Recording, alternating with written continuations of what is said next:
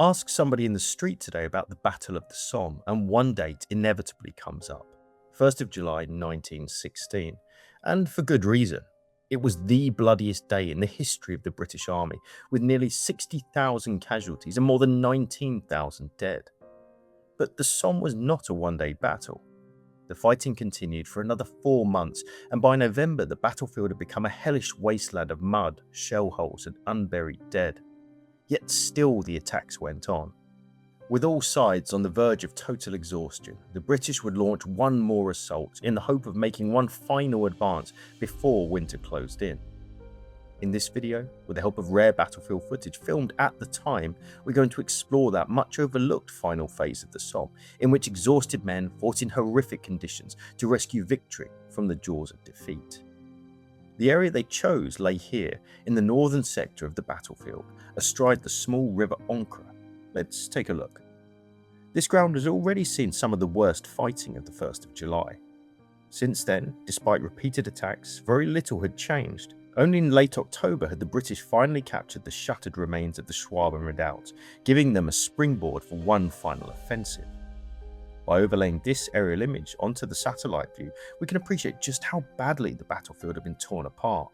Villages had been reduced to rubble, roads and trees had disappeared altogether, and the fields had become a mass of waterlogged shell holes crisscrossed by an elaborate web of trenches.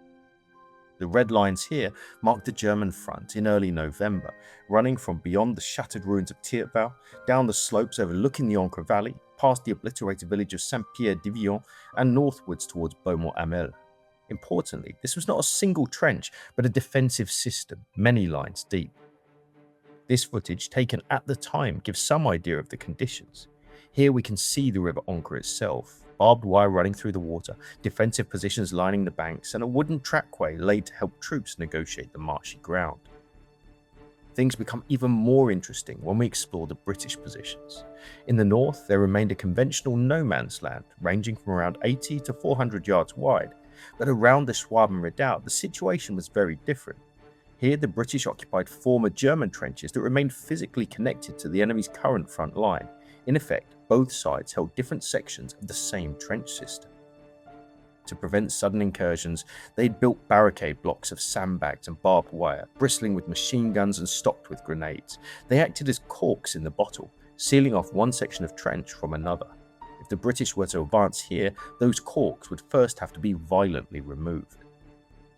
The major problem here, besides a determined and experienced enemy, was the condition of the battlefield itself. Cinematographer Geoffrey Malins, who filmed much of the footage in this video, left a powerful description of those conditions. Cold winds and rain continually swept over the whole Somme district, invariably accompanied by thick mists. I wanted to obtain a film showing the fearful mud conditions, which we were working hard and fighting in and under. And such mud. You could not put the depth in inches, nothing so ordinary. It was feet deep, and the energy expended in wading through such a morass can be imagined. Many times I've got stuck in the clayey slime well above my knees and have required the assistance of 2 and sometimes 3 men to help me out. To turn oneself into a lump of mud, all one had to do was walk down to the front line. You would undoubtedly be taken for part of the parapet by the time you arrived. So the plan, at least as far as our focus lies, was relatively simple. In this area, 2 divisions were to make an attack, one either side of the Ancre. To the north, the men of the Royal Naval Division, sailors who'd been converted to infantry earlier in the war, would advance along the northern slopes of the Ancre Valley, breaking through multiple German lines to reach their assigned objectives of the blue, green and yellow lines respectively, before taking the village of Beaucourt. That movement, along with an assault on their left by the 51st Highland Division towards Beaumont-Hamel, would force the Germans in the area into a local withdrawal and maintain the all-important pressure on the German army across the entire front. Commanding the Royal Naval Division was a Major General Cameron Shute, an old-school disciplinarian who had little time for what he regarded as the Navy's slovenly ways. Unsurprisingly, he was not popular with many of his men. One of his most vocal critics was a young officer named A.P. Herbert, the future author, broadcaster and Member of Parliament. Born into a wealthy family in 1890, he had always gone against the grain and was never afraid to speak his mind. After watching his commanding general on a tour of the front line, he put pen to paper. The general, inspecting the trenches, exclaimed with a horrified shout, "I refuse to command a division which leaves its excreta about." but nobody took any notice. No one was prepared to refute that the presence of shit was congenial compared to the presence of shoot. And certain responsible critics made haste to reply to his words, observing that his staff advisors consisted entirely of turds. For shit may be shot at odd corners, and paper supplied there to suit, but a shit would be shot without mourners if someone shot that shit shoot. For all that disharmony, Shoot's men were in fact a very capable lot. With a reputation for getting a tough job done, they were exactly the right men to lead the attack on the northern side of the Ancre. To their south, the men of the 39th Division were equally highly regarded. Consisting of Highland Scots and men from across England, they came from all walks of life. Leading the attack in their sector were the men of the 1st Battalion Hertfordshire Regiment. Despite being part-time soldiers at the start of the war, they had earned a solid reputation and were allotted the job on the 13th of November of attacking directly out of the Schwaben Redoubt, uncorking the bottle and advancing more than 1,300 yards to reach and hold the southern banks of the Ancre, biting off a huge chunk of land which had remained in German hands since the 1st of July in the process. Amongst their ranks was Sergeant Major George Gregory, a 1914 veteran who had already earned several medals for bravery in action. His role would be to maintain momentum and direction of advance. A little further behind, but in no less danger, was a former gardener named William Taylor. As a stretcher bearer, his job was to treat the wounded and evacuate them from the battlefield, often under heavy fire. But for there even to be a battle, first the masses of stores and supplies required needed to be brought forward. It was decidedly not Corporal Clifford Lane's favourite employment.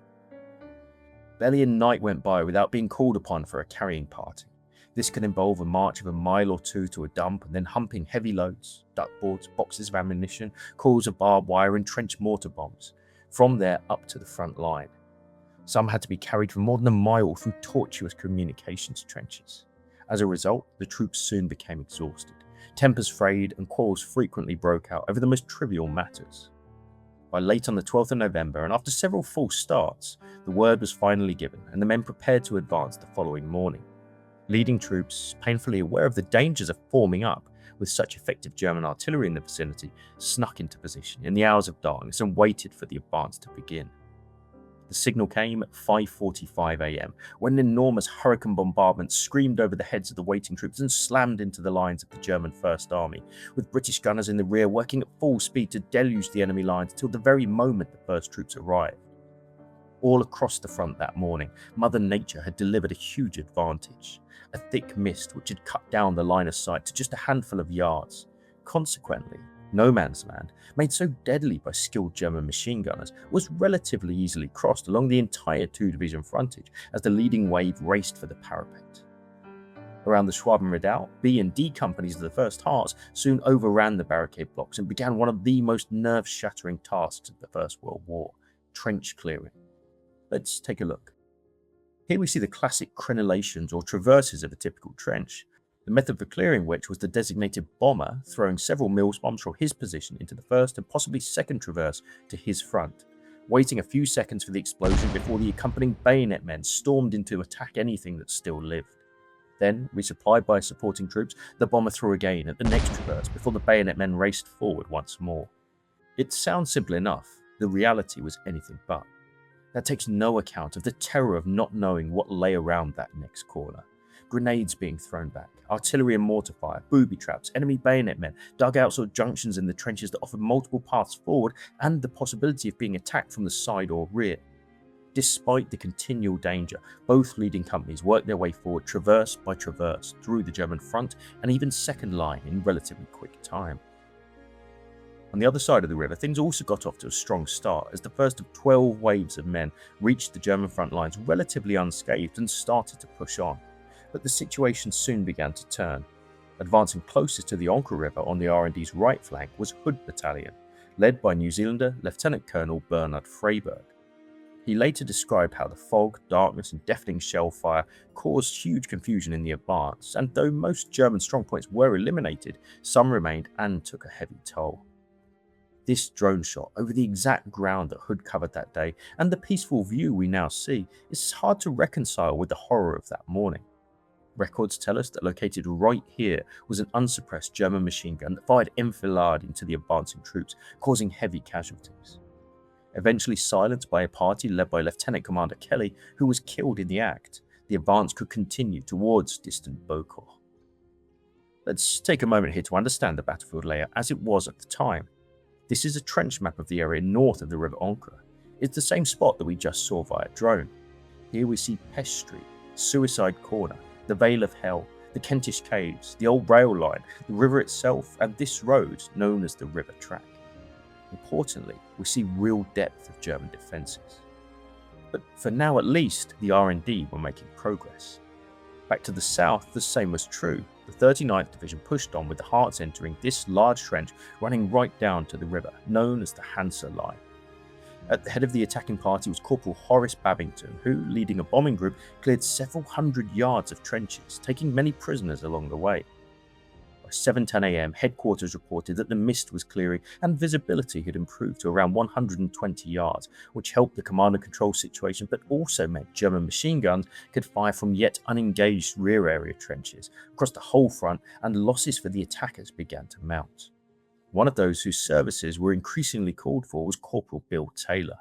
Darting from spot to spot on hearing the cry, "Stretcher bearer," he worked tirelessly. One man he found, suffering from a terrible facial wound, was a Private Winch, who he bound up and carried to safety under heavy fire, an act for which Bill Taylor would earn the military medal. And it's moments like these that remind us that every casualty on the Somme was a son, a husband, a brother, and that the battle's impact stretched far beyond the battlefield itself. That's actually something I've been listening to recently in Find My Past's new podcast series, A Family History of the Somme, which is sponsoring this video. The series tells the remarkable and tragic tale of the Attenborough brothers from Hinckley. 3 brothers went to war. 2 would be killed during the Somme, just 12 days apart and less than 10 kilometers from one another. It's exactly the sort of personal story that helps bring these enormous battles back down to a human level and reminds us that behind every casualty figure were real families whose lives were changed forever. If that sounds like something you'd enjoy, you can watch it on YouTube or wherever you listen to your podcasts. Now, back to the Ancre. By mid-morning, the Hood Battalion had reached Beaumont Station and, with the support of a creeping barrage, had reached the German third line. Off to their left, though, Hawke Battalion were coming under increasingly heavy machine gun and artillery fire. Lieutenant Gerald, the battalion's adjutant, recalled with impressive nonchalance what happened as they encountered an unsuppressed machine gun position in this area, known as Whaleback Redoubt. Then suddenly, as I was trying to think if I'd forgotten anything, I felt a blow and realised that my left arm had been shot off. I remembered the story of the Duke of Wellington and Lord Uxbridge. "Lord Uxbridge, they've shot off my leg, sir." The Duke, "By God, sir, so they have." So, like the Duke, I looked round and found my arm hanging somewhere at my back. Oddly enough, I hadn't been knocked out. Indeed, I walked on a few yards looking for my arm and was only really overcome with the pleasure of finding that it was still there. Other men in Hawke and Nelson battalions, including AP Herbert, were driven away from the redoubt by the same heavy fire, and many joined the advancing Hood men who were partly sheltered by the sloping ground. However hard those men were finding things, events on the left were far worse. For those in the R&D's Anson and Howe battalions, not only did they have to face fire from the Whaleback Redoubt, but also on their left flank from this distinctive position, known as Y Ravine. Machine guns from here, firing obliquely across ground devoid of cover, caused devastating casualties, meaning only 20 men in the Howe battalion reached their objective on the blue line. The only saving grace for those men would come later in the morning as the Highlanders on their left finally managed to capture the shattered ruins of Beaumont-Hamel and silence most of the defensive gunfire. Back across the Ancre, the 39th Division was still going strong. The Cambridges and Blackwatch had both met their objectives, and the Hearts in the centre reached the end of the Hansa line. Forming an L-shaped defensive flank, they now occupied this approximate position and began to dig in and consolidate more than 1,000 yards of newly won ground. The effect was important, as the leading troops, overlooking the other side of the Ancre, could add their fire to the area being assaulted by the Hood Battalion, a move which in part allowed the R&D to continue their advance along the river track towards Beaucourt. With the left flank and centre under extremely heavy fire on the open ground, the battalions in that sector had largely been forced to halt on their objectives at the blue line. Only here, closest to Beaucourt, where the valley slope offered cover, could Freiberg and his now mixed bag of men from Hood and several other battalions push on. And they did, capturing a short time later the objective of the Yellow Line, including Engine and Beaucourt trenches, just short of the village. The problem now was that success also brought real risk. With Hood so far advanced, there was a possibility that a German counterattack could cut off and annihilate them. Seeing the risk and concerned that Freiburg might yet go further to the final objective, General Schutte altered the plan, putting down his own artillery barrage directly in front of the R&D's lead troops as a signal to stop the advance. It worked, and Freiburg's exhausted troops began to consolidate their position. It was just in time as heavy German artillery began pounding the right flank of the R&D. Despite all that, it had been a successful day by 1916 Somme standards. The advance south of the river by the 39th Division had been almost flawless, so deep that the German defenders were unclear as to just how far their line had been breached.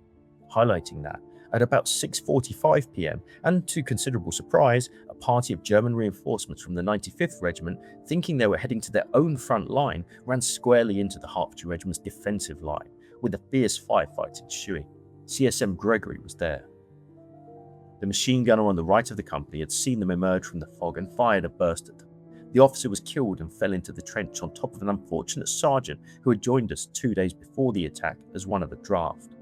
This so upset the man that 2 or 3 days later, when we were on rest, he temporarily went off his rocker in the night and had to be forcibly restrained, and the battalion knew him no more.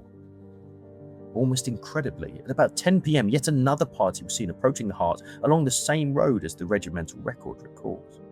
They were at first mistaken for a party of prisoners under escort, as the leading man was wearing a British steel helmet, and were allowed to pass the forward bombing post, but as they passed, the sentry noticed that the last man was carrying a machine gun. This aroused his suspicions, and a fight followed. None of the enemy escaped. About 15 were captured and the remainder killed. They were led by an officer who was killed, and were carrying 5 machine guns, all of which were captured. It was the last attack to be sustained by the 39th on the river, who employed the captured machine guns in support of the R&D as they prepared for their final push towards Beaucourt the following morning. It came shortly after dawn as General Schutte ordered an attack across the front to gain the remainder of the Yellow Line north of the Ancre, with the advancing troops this time with 3 of the army's new secret weapons, tanks. Despite all 3 eventually being knocked out, one was ditched but still able to fire its 6-pounder gun and suppress key German positions. That support was decisive, and when combined with the determination shown by the R&D in the renewed advance, was simply too much for the exhausted defenders. In the Wellback Redoubt, Y Ravine, and in Beaucourt itself, the leading troops entered to find hundreds of German soldiers, not fighting to the end, but ready to surrender. Those moments, and the ones that followed, can be seen right here in this rare film titled The Battle of the Ancre, that would be shown to the masses at home. And though officially it would continue for another 4 days, in reality, the Battle of the Somme was over. The cost, as always, had been high, with the R&D suffering over 3,500 casualties in less than 2 days. Other units were hit just as badly, and even the successful 39th Division lost more than 1,200 men. The Germans too paid heavily for their tenacious defence, with over 15,000 total casualties, including 7,000 prisoners taken. Sheer numbers, though, don't tell the whole story. Many men never forgot that time on the Ancre. One such soldier was Private Winch, who had been carried from the battlefield by stretcher-bearer Bill Taylor. Every year until Bill's death in 1979, he would write him a card thanking him for what he had done. Eventually, the front lines moved back, and the fighting developed elsewhere, leaving the Ancre Valley peaceful once again. Though from time to time troops passed through on their way to the front. One such man was the poet A.P. Herbert, who was clearly affected by the experience. I wandered up to Beaucourt, I took the river track, and saw the lines we lived in before the Boche went back. But peace was now in Pottage, the front was far ahead. The front had journeyed eastward, and only left the dead. And I thought how long we lay there and watched across the wire, while guns roared round the valley and set the skies afire. But now there are homes in Hamel, and tents in the Vale of Hell, and a camp at Suicide Corner, where half a regiment fell. The new troops follow after, and tread the land we won. To them 'tis so much hillside, we rested from the Hun. We only walk with reverence this sullen mile of mud. The shell holes hold our history, and half of them our blood. Here at the head of Pest Street, 'twas death to show your face. To me it seemed like magic to linger in the place. For me how many spirits hung round the Kentish caves, but the new men see no spirits, they only see the graves. I found the half-dug ditches we fashioned for the fight. We lost a score of men there, Young James was killed that night. I saw the star shells staring, I heard the bullets hail, but the new troops passed unheeding, they never heard the tale. I crossed the blood-red ribbon that once was no man's land. I saw a misty daybreak and a creeping minute hand. And here the lads went over, and there was Harmsworth shot, and here was William lying, but the new men knew them not.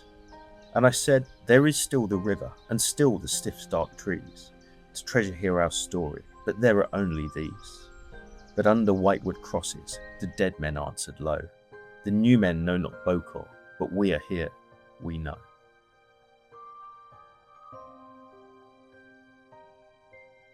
Thanks for watching. We hope you enjoyed this video, and if you enjoy content like this, be sure to check out Find My Past's new podcast series, A Family History of Somme.